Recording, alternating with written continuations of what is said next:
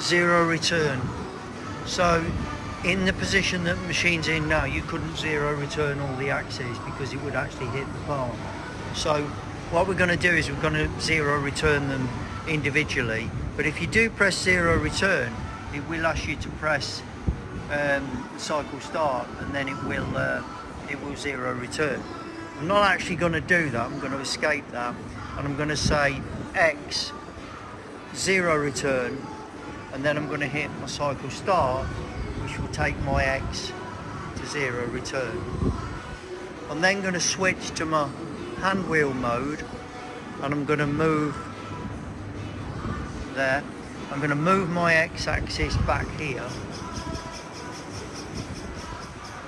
and I'm going to say Z zero return,